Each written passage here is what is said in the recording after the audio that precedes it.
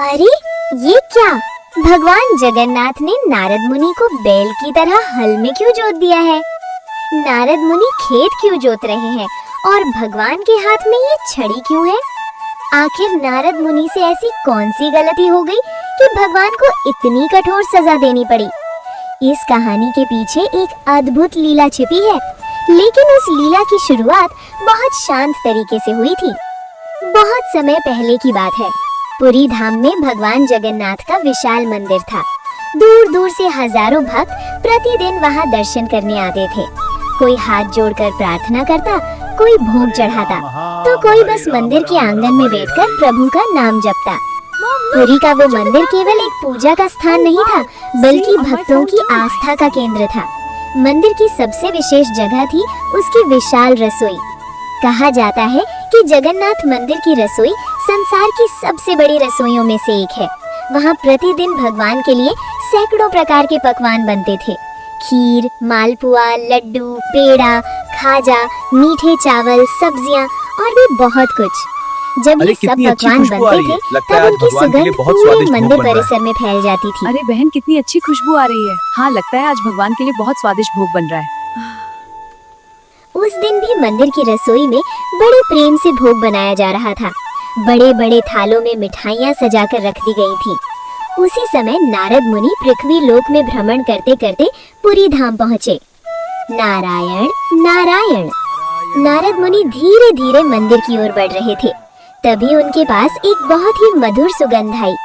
नारद मुनि ठिठक कर रुक गए। उन्होंने मन ही मन सोचा, कैसी दिव्य सुगंध है। नारायण, ये कैसी दिव्य सुगंध है। लगता है आज प्रभु के लिए बहुत अद्भुत भोग बना है। सुगंध का पीछा करते करते नारद मुनि मंदिर की रसोई के पास पहुंच गए। मुझसे तो उन्होंने धीरे से अंदर झांक कर देखा। नारायण, कितनी स्वादिष्ट मिठाइयाँ हैं। अंदर का दृश्य देखकर उनकी आंखें चमक उठी। बड़े बड़े थालों में तरह तरह की मिठाइयाँ रखी हुई थी। लड्डू, मालपुआ, पेड़ा, खाजा, सब कुछ इतना सुंदर लग रहा था कि किसी का भी मन ललचा जाए। नारद मुनि के मुंह में पानी आ गया। उन्होंने धीरे से कहा, आज तो प्रभु के लिए बहुत स्वादिष्ट भोग बना है। अगर मैं थोड़ा सा प्रसाद उसी क्षण उनके मन में एक शरारती विचार आया।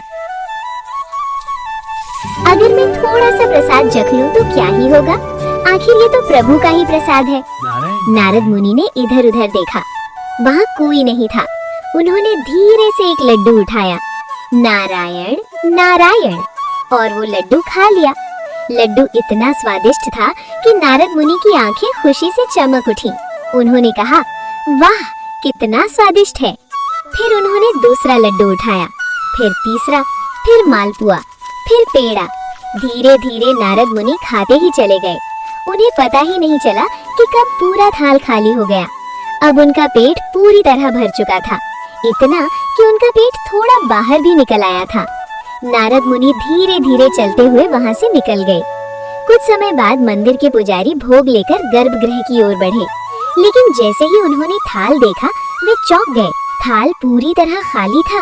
पुजारी घबरा गए। अरे भोग कहाँ गया? मंदिर में धीरे धीरे ये बात फैलने लगी। भक्तों के मन में चिंता पैदा होने लगी। आज भगवान का सारा भोग खत्म हो गया। हाँ, कहते हैं कि सारी थाली खाली हो गई। भगवान ही जाने ये कैसी लीला है। कोई समझ नहीं पा रहा था कि आखिर ये हुआ कैसे। तभी कई भक्त मंदिर के आंगन में खड़े होकर हाथ जोड़कर प्रार्थना करने लगे। हे प्रभु जगन्नाथ, आप सब कुछ जानते हैं। यदि ये आपकी लीला है तो हमें मार्ग दिखाइए। उधर उसी समय भगवान जगन्नाथ अपने कक्ष में विश्राम कर रहे थे। वे अपने शयनासन पर शांत भाव से लेटे हुए थे। उनके मुख पर हल्की मुस्कान थी। मंदिर के बाहर भक्तों की प्रार्थना धीरे धीरे उनके कानों तक पहुंची। भगवान ने आंखें खोली।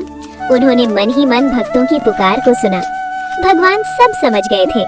उन्होंने अपनी दिव्य दृष्टि से देखा और उन्हें तुरंत पता चल गया कि ये सब किसकी शरारत है। भगवान हल्के से मुस्कुराए।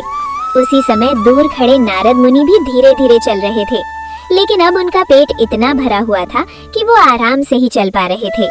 कुछ समय बाद नारद मुनि भगवान के सामने पहुँचे। उन्होंने हाथ जोड़कर कहा, नारायण नारायण, प्रभु को प्रणाम। भगवान ने उन्हें देखा, फिर शांत स्वर में बोले, नारद, आज तुमने हमारा भोग खाया है। नारद मुनि थोड़ा घबरा गए। उन्होंने सिर झुका लिया। प्रभु, मिठाइयाँ इतनी स्वादिष्ट थी कि मैं खुद को रोक नहीं पाया। भगवान कुछ देर तक उन्हें देखते रहे, फिर नारद, बोले, तुमने केवल भोग को देखा है, पर उस छोटे भक्त के हृदय की सच्ची भक्ति नहीं देखी।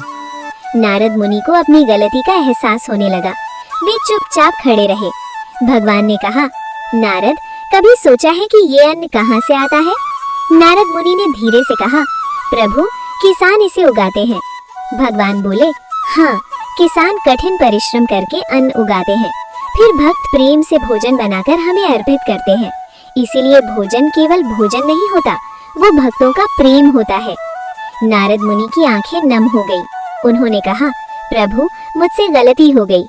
भगवान ने कहा, गलती का एहसास होना ही पहला कदम है। फिर भगवान ने एक खेत की ओर इशारा किया। कुछ समय बाद नारद मुनि को उसी खेत में हल के साथ काम करने के लिए कहा गया। नारद मुनि धीरे धीरे खेत जोतने लगे। नारायण नारायण। कुछ देर में उनके माथे पर पसीना आने लगा। अब उन्हें समझ आने लगा था कि अन्न उगाना कितना कठिन काम है।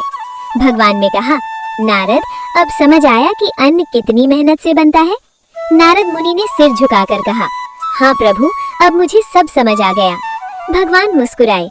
उन्होंने नारद मुनि को हल से मुक्त कर दिया और बोले, अब जाओ और सभी लोगों में ये संदेश दो कि भोजन पहले भगवान को अर्पित करना चाहिए। नारद मुनि ने हाथ जोड़कर कहा, नारायण नारायण। प्रभु, अब मैं यही संदेश फैलाऊंगा।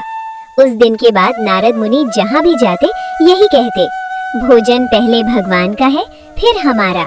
और तभी से भक्त भोजन करने से पहले भगवान को भोग लगाते हैं। दोस्तों, भगवान जगन्नाथ की इस अद्भुत लीला से हमें क्या सीख मिलती है? क्या आप जानते हैं कि जगन्नाथ मंदिर में रोज कितने प्रकार के भोग भगवान को अर्पित किए जाते हैं?